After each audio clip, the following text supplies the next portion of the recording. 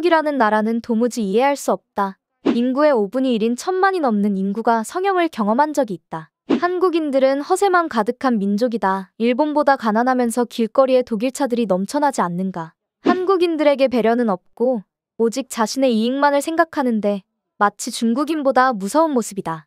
이런 주제가 일본에서 한국을 비난할 때 사용하는 주제들입니다. 우익들이 행하는 한국에 대한 비난은 예전부터 존재해왔지만 한국이 성장하고 한국의 문화가 일본에 깊숙하게 침투하면 침투할수록 이런 사실과 다른 불온한 서적들이 더욱 인기가 있다는 사실 알고 계시나요? 때문에 우익의 대부분을 차지하고 있는 45세 이상 일본 남성들과 그들을 제외한 다른 세대들 간의 갈등은 생각보다 심각합니다. 아버지와 삼촌 때문에 한국을 좋아하고 한국을 사랑하는 평범한 여학생이 마음에 큰 상처를 입었습니다. 그들은 과연 화해할 수 있을까요? 지금부터 사연 만나보시죠. 저희 집안에서 한국 음악이나 드라마, 연예인들을 찾아보는 행위는 일체 금지되어 있습니다. 원래 이렇지 않았던 집안에서 이런 평범한 소녀의 행위들이 금지된 것은 저희 삼촌이 저희 집에 얹혀 산 뒤로부터입니다. 삼촌은 평범한 아빠까지 질 나쁜 아저씨로 물들여놨죠. 맞습니다. 저희 삼촌은 지독한 극우 성향의 노총각 아저씨이고 갈곳 없는 삼촌을 거두어준 저희 아빠까지 감염시켜놨습니다. 제가 15살 때 삼촌은 원래 하던 사업을 말아먹었습니다. 원래는 일본 화장품을 중국에 가져다 파는 무역상 사업을 하셨는데 어느새부터 중국의 소비자들은 일본 제품보다 한국 제품을 선호하는 경향이 짙어졌고 삼촌의 사업은 날이 갈수록 하락하는 사업이었습니다. 문을 닫는 그 순간에도 당연히 매출은 나오고 수익이 어느 정도는 발생되었지만 내가 이 돈 벌자고 사업한 게 아니니까 다른 돈 되는 아이템을 찾겠다며 회사 문을 닫아버렸죠. 그러면서 그 회사 영업권에 대한 일정의 금액을 받고 다른 사람한테 팔았는데 그 돈을 가지고 사업을 하겠다던 삼촌은 이제는 일본도 주식이 오를 때가 되었다며 주식 투자에 인생을 걸었다가 그만 5토막 나버린 돈만 남게 되었죠. 술을 잔뜩 마시고 삶을 마감하겠다며 가족들 여기저기에 전화를 걸다가 결국 저희 아빠가 삼촌을 설득해서 잡아오셨죠. 그리고 저희 집에서 다시 기사회생할 때까지 보살펴주겠노라 했습니다. 어릴 때부터 저와 잘 놀아주시고 용돈도 주시던 삼촌이 저희 집에 같이 산다고 하니 저도 좋아했습니다. 그리고 빨리 삼촌이 기운을 차려서 예전처럼 멋지게 정장도 입고 중국을 오가는 그런 모습을 보고 싶었죠. 하지만 저희 집에 사는 삼촌에게서 그런 멋진 모습을 볼 수는 없었습니다. 사업에 실패한 뒤 불만이 가득한 노총각 아저씨의 모습이었습니다. 저희 엄마와 아빠는 삼촌에게 힘든 순간은 잠깐뿐이라며 삼촌을 위로해주기 위해 노력하셨습니다. 밥도 안 먹던 삼촌은 정신을 차리며 밥도 먹고 슬슬 정신을 차릴 준비를 했습니다. 그러다가 삼촌의 성향을 알게 된 것은 같이 식사하는 자리에서였습니다. 핸드폰으로 한국 드라마를 보면서 식탁에 앉았고 밥을 먹으며 그 드라마를 계속 봤습니다. 삼촌을 화를 내시더군요. 밥상에서 핸드폰을 보면서 먹는다고 화를 내시는 줄 알았는데 왜 한국 드라마처럼 이상한 걸 보냐며 말이죠. 그걸로 일본 사람들과 중국 사람들이 현혹이 되어서 한국이 정말 좋은 줄 안다고 하시면서 말이죠. 조금 황당했죠. 식탁에서 핸드폰을 보면서 밥을 먹는 것을 가지고 혼났다면 억울하지 않았겠지만 제가 한국 드라마를 본다고 혼났다는 것은 이해할 수 없었습니다. 저도 가만히 있지 않았고 삼촌한테 대들었습니다. 평화롭던 저녁 식사 자리가 난리가 났죠. 엄마와 아빠는 중재하느라 정신이 없으셨고요. 문제는 그 뒤로 제가 뭘 할 때마다 한국과 관련한 안 좋은 이야기를 하시더군요. 왜 한국을 싫어하는지 이해할 수 없었죠. 그러면서 종종 가족들이 다 있는 자리에서 한국에 대해 새로운 소식이 있다며 극우 성향을 드러내기 시작했습니다. 한국을 좋아하는 평범한 일본인 소녀에게 그 말들은 어이가 없는 이야기이고 말도 안 되는 것이라는 생각을 했지만 가만히 듣다 보면 제법 그럴싸한 말들이었습니다. 나름대로 논리가 탄탄했거든요. 당연히 헛소리라는 것을 알지만 한국에 대해 아는 게 없는 사람이 들으면 정말 그런 이상한 곳이 있구나, 겉보기에만 훌륭하고 속을 들여다보면 썩어 있구나 싶은 생각이 들 정도로 그 구성이 탄탄했습니다. 다정하고 재미있던 삼촌의 모습은 온데간데 없고 이제는 쓸쓸한 노총각 아저씨의 홀로 하는 생각이라는 마음을 가진 채 가족들은 그냥 삼촌이 말을 묵묵히 듣기만 했습니다. 불행하게도 저희 아빠가 그 삼촌의 말에 영향을 받았다는 것만 빼면 삼촌이 뭐라고 하던 간에 상관이 없었죠.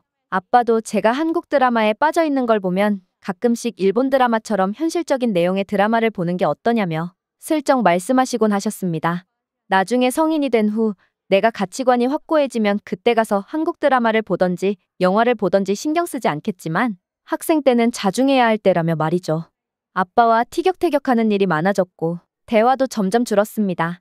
그러면서 대체 그런 이상한 극우 논리는 누가 만들어내는지 원망스러웠죠. 한국에 다녀와 본 친구들 말을 들어보면 또 가보고 싶다는 말만 하지 2번은 안 가도 된다고 말하는 친구는 없거든요. 오히려 중국에 가봤다가 중국에는 1번 가봤으니 충분하다는 사람들은 많이 봤어도 한국은 1번만 가보면 충분하다는 말을 하는 사람은 본 적이 없습니다. 물론 극우 성향의 사람들은 1번도 안 가봐도 된다고 하지만 그것은 정말 한국에 안 가봤기 때문에 하는 소리라는 걸 정상적인 일본인들은 다 알고 있습니다. 그러다가 수학여행으로 한국에 가게 될 기회가 있었습니다. 학교에서는 난리가 났습니다. 일본의 여중생, 여고생들의 로망이 뭔지 아시나요? 수학여행으로 한국에 가보는 게 학창시절 로망 탑10 안에 들거든요. 수학여행지 투표가 있었고 압도적으로 한국이 당선되었습니다. 코로나 때문에 학창시절 소중한 로망 하나를 잃게 되나 우려했던 모든 여학생들은 한국에 투표했죠. 남학생들은 교토나 삿포로로 표가 몰렸지만 여학생들의 표만 해도 거의 절반이기 때문에 남학생들의 바램은 이루어질 수 없었습니다.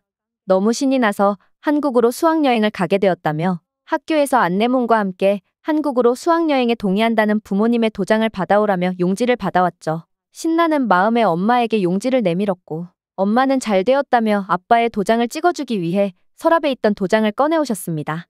아빠는 도장은 왜? 라며 물으셨고 엄마는 한국으로 수학여행 간다는 동의서에 필요하다며 말씀하셨죠. 아버지는 그러냐며 내 도장이니 내가 예쁘게 잘 찍을 수 있다며 도장을 들고 나오셨습니다. 그러면서 아버지는 정성스레 도장에 인주를 묻히시고는 도장을 찍어 그대로 종이를 접어서 봉투에 밀봉하셨습니다. 저는 한국에 갈 생각에 들떠 있었죠. 하지만 며칠 뒤 선생님께서 저를 부르시더니 한국에 안 가는 걸로 결정했다던데 이유가 있니? 라며 물어보셨죠. 저는 그럴 리가 없는데요. 라고 대답했지만 아빠가 도장을 찍으신 그 용지를 보여주셨습니다. 수학여행을 거부하고 학교에 남아 수업에 참여시키겠습니다. 라는 칸에 정성스럽게 도장이 찍혀 있었죠. 아빠는 저를 속여 한국에 못 가게 하기 위해 그런 행동을 하신 것이죠. 집에 온 저는 엄마에게 이런 사실을 이야기하고 울고불고 난리가 났고 엄마도 너무하다며 아빠에게 한 소리 했죠. 아빠는 한국은 안 된다며 잔소리를 하셨습니다. 아빠의 이런 행동은 삼촌 때문이고 삼촌이 원망스러웠죠. 삼촌방에 찾아가서 문을 열어 제끼고 소리를 치며 울었습니다. 삼촌 때문에 이게 뭐냐고 세상 억울하게 울면서 소리쳤습니다. 아빠와 삼촌은 많이 당황하셨고 결국 저에게 사과를 하셨습니다. 그러면서 학교 선생님께 전화를 드릴 테니 도장을 가지고 가서 새로운 동의서에 찍으라고 하셨죠. 하지만 학교에서는 학생 1명당 동의서 하나만 발급이 원칙이고 해외로 나가는 사안이기 때문에 처음 결정하신 그대로 하셔야 한다며 번복은 없다는 입장이었습니다.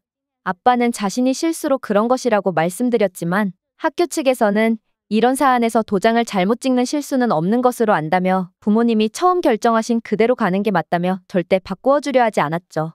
아빠도 처음에 한국 수학여행 비동의란에 본인 의지로 도장을 찍은 것을 인정하셨고 딸아이가 울고불고 난리쳐서 바꾸어 주기로 했다고 실토하셨기 때문에 저는 정말 어이없게도 한국에 못 가게 되었습니다. 한국에 가지 않는 채 10명도 안 되는 학생들이 한 교실에 모여 수업을 진행한다며 학교에 등교해야 했죠. 저는 학교에 가겠다고 집을 나오긴 했지만 학교에 가지 않았습니다. 핸드폰도 꺼놓고 만화방에 갔죠. 그렇게 학교와 집에서는 난리가 났고 밤 10시가 넘어서까지 만화방에서 책을 보던 저를 보고 수상하게 여긴 만화방 사장님이 경찰에 신고해서 제가 집으로 귀가하게 되었죠. 저는 그 뒤로 아빠와 삼촌에게 침묵했습니다. 고등학교를 졸업하고 엄마는 저를 데리고 한국 여행을 왔습니다. 한국에 도착해서 엄마와 함께 서울거리를 걷는데 예전 일이 생각나며 아빠에게 영상통화를 걸었습니다. 1년 넘게 아빠에게 말 한마디 안 했고 전화해 본 적도 없었습니다. 아빠는 제가 걸어온 영상통화에 깜짝 놀라신 표정이었죠. 중요한 회의 자리 같았지만 양해를 구하며 회의실 밖으로 나오셨습니다. 그러면서 아빠는 저에게 정말 미안하다며 사과하셨죠. 저도 그제서야 이렇게 별거 아닌데 이렇게 좋은 곳인데 그냥 보내주면 안 되었냐고 소리치며 말했고 아빠는 눈물을 보이셨습니다. 저도 그제서야 아빠를 용서하기로 마음먹었습니다. 한국에서 아빠의 기념품을 사서 여행을 잘 마치고 일본으로 돌아왔죠. 아빠는 이미 오래전에 극우 성향을 버리신 지 오래고 다시 평범한 일본의 아버지로 돌아오신 상태입니다. 극우는 이렇게 평범한 가정의 부녀 사이를 갈라놓을 수도 있습니다. 관광객이 많은 서점에는 극우 서적 코너가 없지만 여전히 구석의 서점에는 극우 성향의 책들이 넘쳐나고 그곳에 많은 사람들이 있습니다. 본인의 가족들과 담을 쌓을 수도 있는 그런 성향을 꼭 멀리해주세요. 가족들은 당신이 그런 책을 들여다보는 모습을 보는 것조차 힘들어할 수 있습니다. 오늘 사연은 여기까지입니다. 구독과 좋아요 부탁드리며 다음에 또 찾아뵙겠습니다.